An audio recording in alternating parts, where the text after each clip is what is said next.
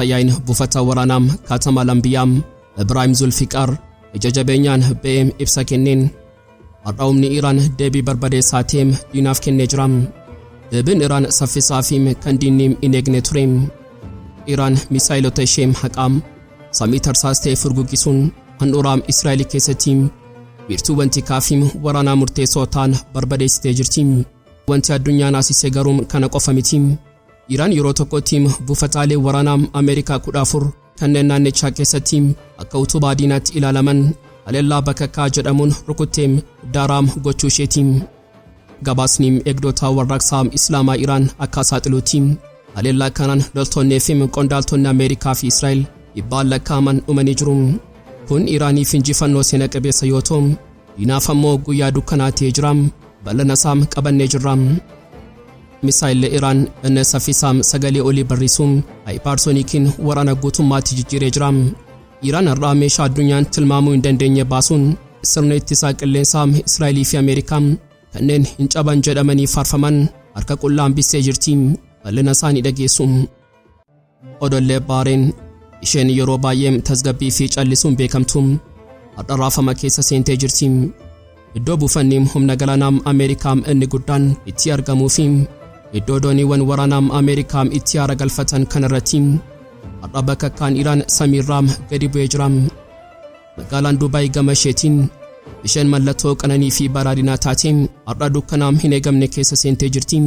Gamoon Burji Khaliifaa inni addunyaa gubbaarraa gadi ilaalu sun har'a raafama keessa jira. Iraan akkuma akeekkachiistee furtuudhumaa gadi dhiisuun dirooniiwwan FM misaa'eloonni Teheraan irraa kaan qilleensa tarsaasanii dhufuun samii Dubaay irratti ibidda roobsanii jiru. Yoo gaxumuraatti nuffana turtan iccitii bal'aa ni dhageessu. Qophii keenyaam laayik gochuun jalqabaan affeerraa keenyaam yeroo maraati. Yooyaam ashama harka fuunee kabajamtoota dhaggeeffattoota keenyaam kun Oromiyaa 24 Newsdha. Kanneen chaanala YouTube keenyaa faaraa taatan subscribe gochuun maatii keenya ta'aa. Qophiin keenya namoota hedduu biraa akka ga'uuf laayik share gochuun waliif qooduun dagatinaa. Hanga xumuraa qophii keenyaatti turtii gaarii.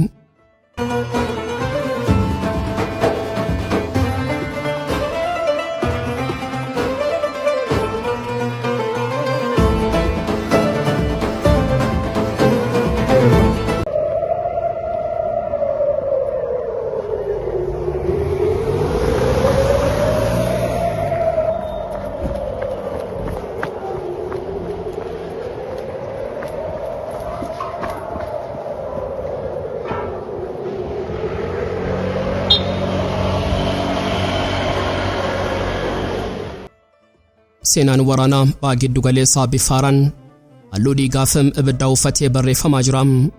Osoo qilleensi nagaa eegamuu eegduun warraaqsaa Islaamaa Iraan sagaleewwan namaa rummisiisuun addunyaatti labsii dhiigaa labsee jira. Afayyain buufata waraanaa Katama Lambiyaam Ibrahim Zulfiqariin ija jabeenyaa nabba'ee ibsa kenneen har'a Iraan deebii barbadeessaa ta'e diinaaf kennee jira. Akka ibsa isaatti Ameerikaa fi Israa'el haleellaa bineensummaa Iraan irratti raawwataniin daa'imman fi barattoota nagaarraa dhiiga dhangalaasanii jiru. Zulfiqariin dallansuun Waashingitanii fi Tel Aviv afaan humnaa malee afaan nagaa hin beekan jechuun Iraan harka maratti akka hin teenye mirkaneessee jira.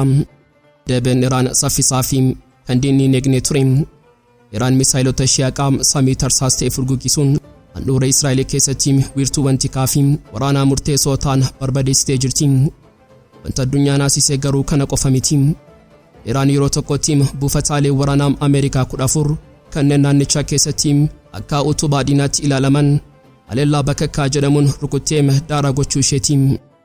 Gabaasni eegdota warraaqsaa Islaamaa Iraan akka saaxiluutti Haleellaa kanaan loltoonnii fi qondaaltonni Ameerikaa fi Israa'el dhibbaan lakkaa'aman dhumanii jiru.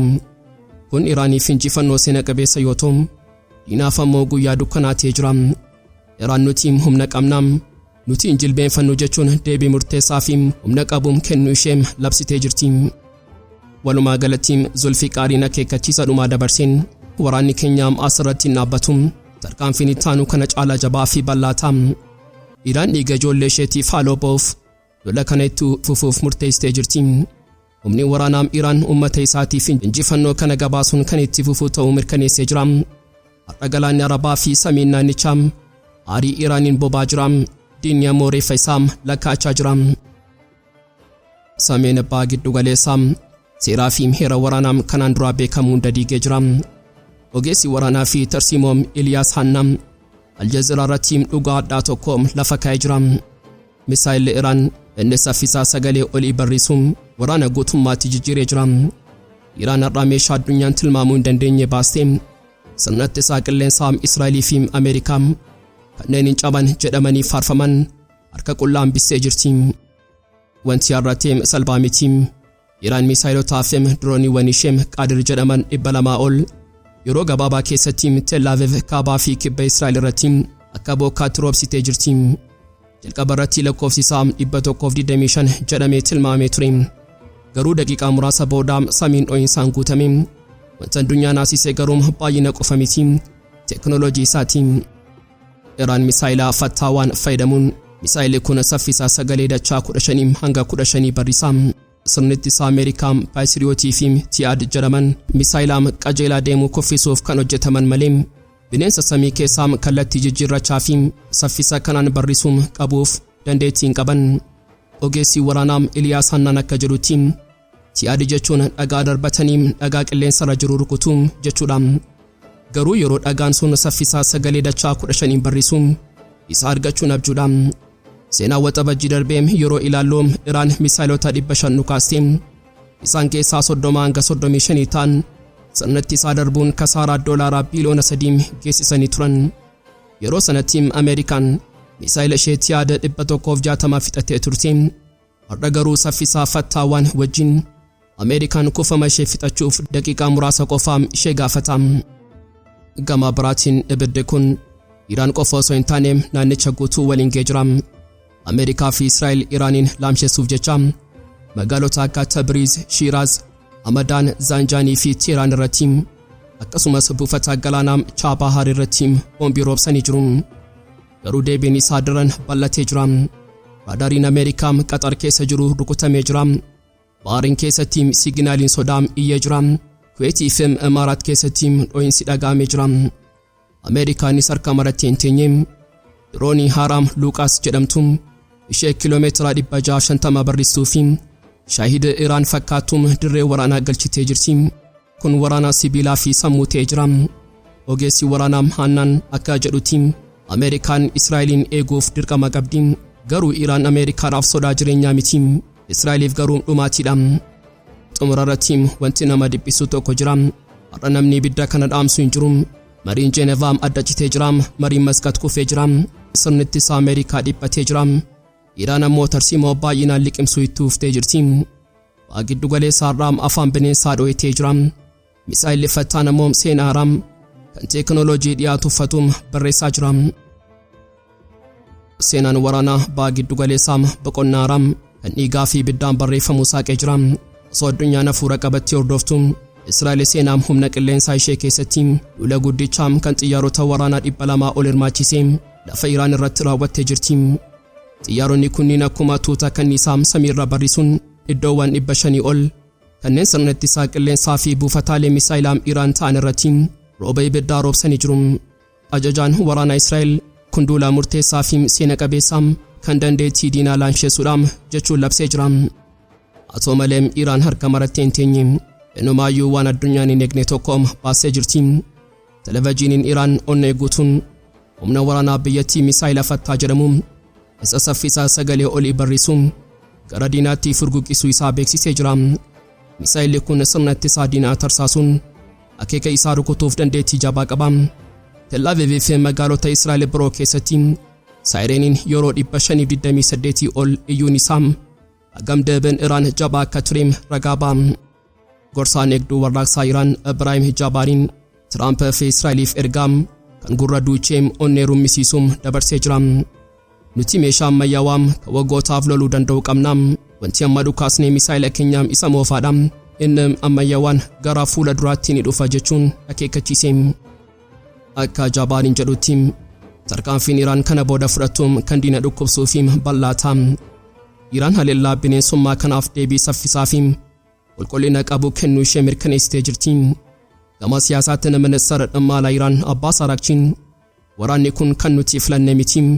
Ameerikaatu nurratti fe'e garuu gatii isaanii kafalu jechuun Iraan mirga nuukileeraaf birmadummaa ishee dabarsitee akka hin kennine irra deebi'ee labsee jira. Waraanni kun bifa teeknooloojiitiinis jijjiiramee jira. Ameerikaan seenaa keessatti yeroo jalqabaatiif diroonii dirree lolaa Iraan irratti yaaltee jirti. Pireezidaantiin Trump waraanni kun madaallii Baha Giddu-galeessaa barootaaf jijjiiruu danda'a jedhamee gorfamee jira.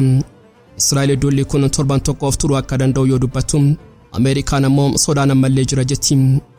Walumaa galatti har'a dhukaasni dhaabbachuu hin dandeenye. Iraan loltoota Ameerikaa 200 ajjeesuu fi doonii tokko rukutuu yoo himattu, Ameerikaan garuu oduu kana altee jirti. Garuu dhugaan lafarra jiru tokko Baha Giddu-galeessaa dho'ee jira. Iraan Misaa'ela ishee Fattaa qabattee, Israa'el xiyyaara ishee qabattee, Ameerikaan diroonii ishee qabachuun wal haleelaa jiru. Opereeshiniin baaruudaa leencaa Israa'elii fi opereeshiniin deebii bakka Iraan naannichaa azaabaa taasisanii jiru.